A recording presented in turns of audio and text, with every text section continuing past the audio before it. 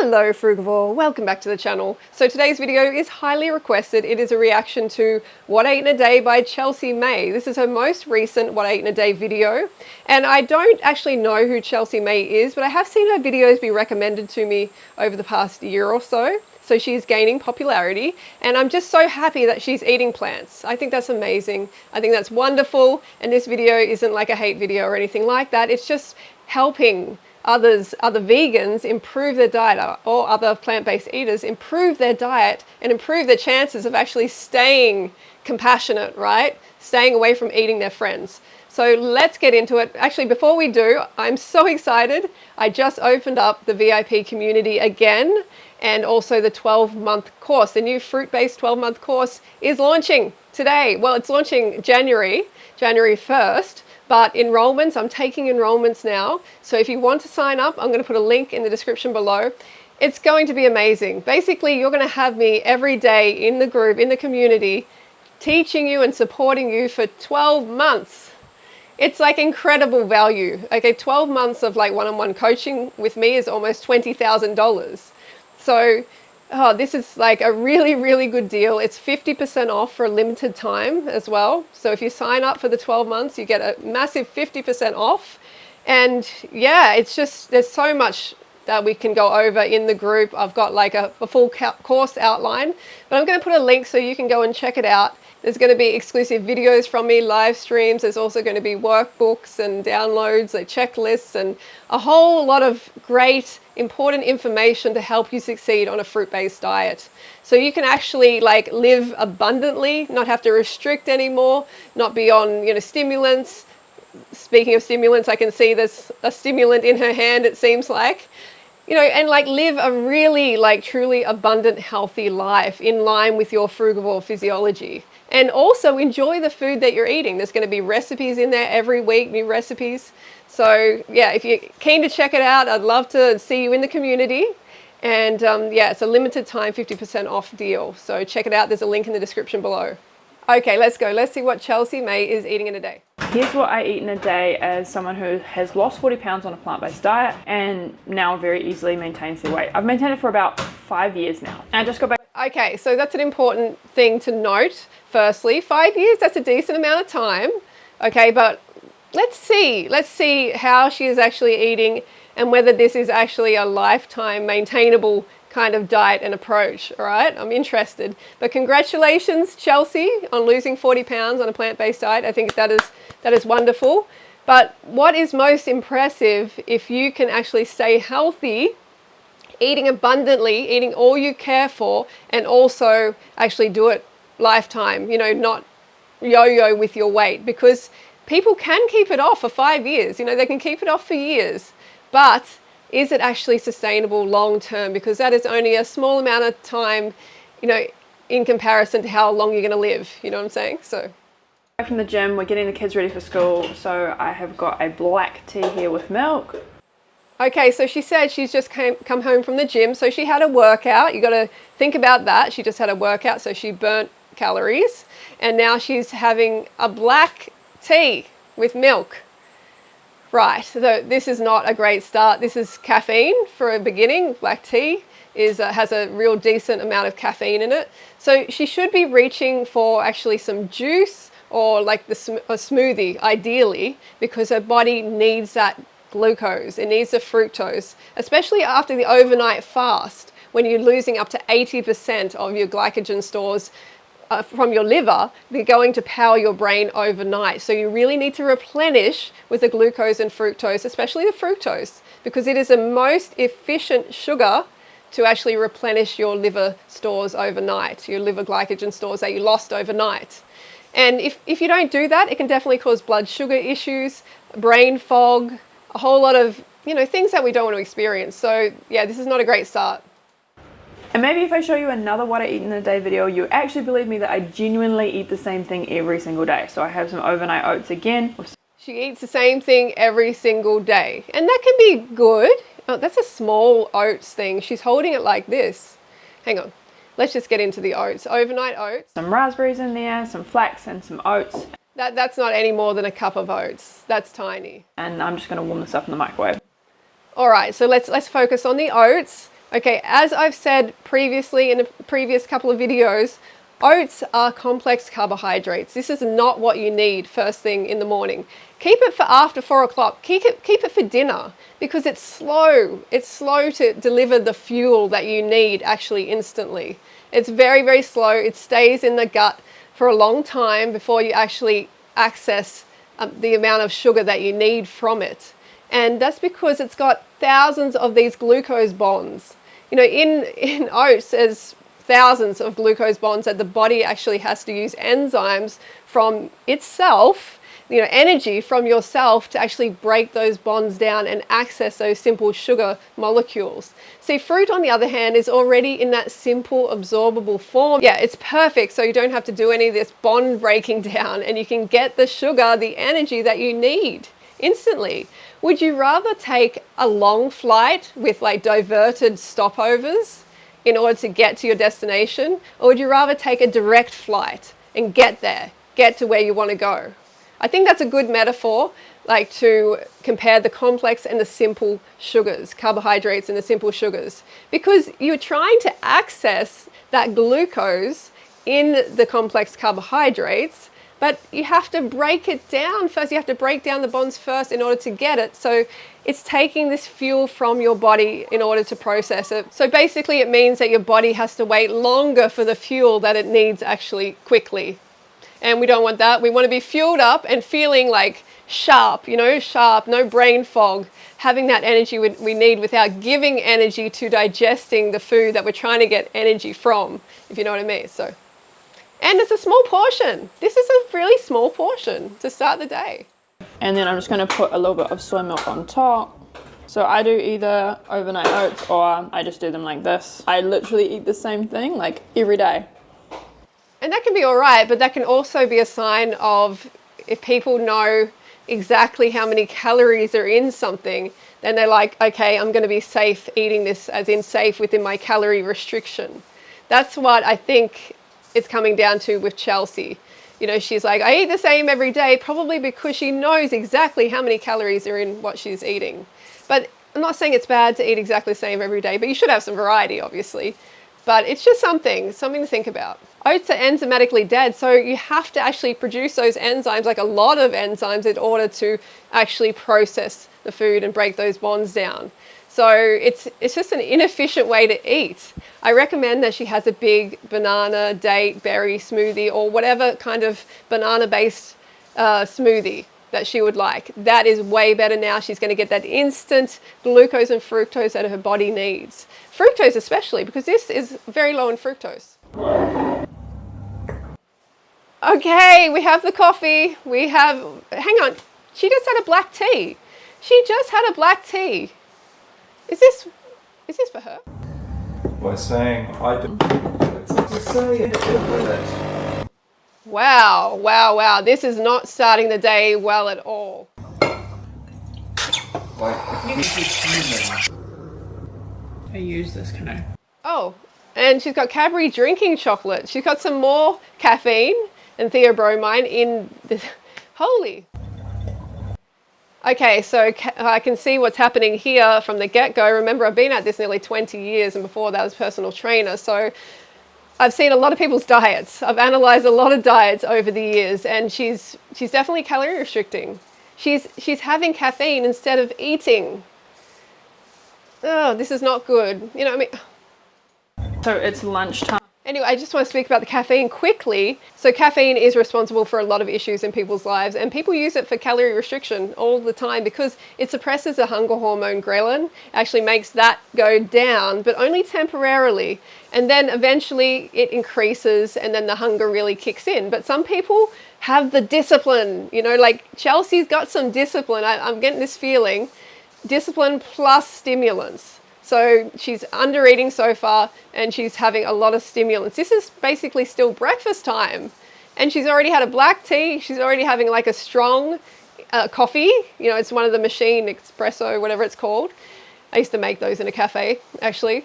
And hardly any like actual food. Like where's the vitamins? Where are the vitamins? Where's a real fruit nutrition for frugivores, right? So caffeine works to suppress your hunger, and this is what I see from a lot of starch-based diets in the vegan movement. But anyway, the caffeine causes an increase in the cortisol, it decreases the ghrelin, and it basically sets you up to eat up to 50% more calories. This is what studies show. People eat up to 50% more calories when the hunger kicks in, when the hunger rebound kicks in. Also, she's setting herself up for fat overshoot and adaptive thermogenesis, because she's going to be reducing her basal metabolic rate, the amount of calories that she burns at rest, and the body becomes more efficient at storing fat. So now she might seem lean and she's lost weight and it's all successful, but this is not going to last long term. I mark my words, it will not last. You know, she'll have to be on stimulants the rest of her life in order for her to try to, like, you know, go against the effects of undereating and stimulant use as well. They both combine together to cause adaptive thermogenesis and eventual fat overshoot, where your body is just really, really efficient at storing fat because it thinks there's a famine coming. So hopefully that makes some sense. So it's lunchtime now. I just got done filming a YouTube video, and I want to share with you how flippin' simple my lunch is. It's the same thing I eat every day. What is that? So, okay, let's just have a quick look at that. It looks like a sweet potato, like here, and a lot of broccoli. We know about the fiber filling, right? Because it's low calorie, and she's filling her stomach with the fiber, trying to avoid the calories, trying to avoid the simple sugar. It's a real shame. And maybe some tempeh or something there. I'm not sure. Okay, and I just warmed her up in the microwave for a minute. Oh, so it's very quick. All right, I'm not exactly sure what's there, but I think a couple of potatoes, maybe some sweet potato. It might be about 500 calories at the maximum, I'd say. Well, that might be a bit generous.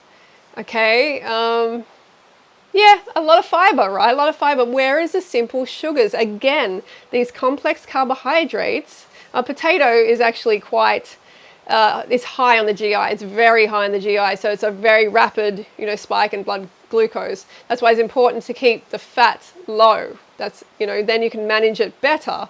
But fruit is better because it's actually natural. It's not cooked. It's not processed in any way. It's like the perfect release, like blood sugar release. Yeah, so it's low sugar. It's a low sugar approach, except when you break down those glucose, those bonds, and then you access the glucose, but it takes a lot of time and your body needs sweet. This seems like a very plain, boring lunch. Like, there doesn't seem to be any sauce or anything or sweetness. I'm not sure what's going on here, but there's definitely some fiber filling going on. So I'm going out, I'm leaving for America tomorrow, and so we wanted to save some time. And so we're gonna get some sushi as a family for dinner. Okay, all right, so she's getting some sushi. That's a small amount of sushi too. I would eat about 5. I would eat about 5 of these packets. So that was probably like, oh, yeah, maybe under 2 rolls, like hand rolls. Not very much at all. I would give that maybe like 400 calories at the maximum. It seems like there might be some tofu in there as well.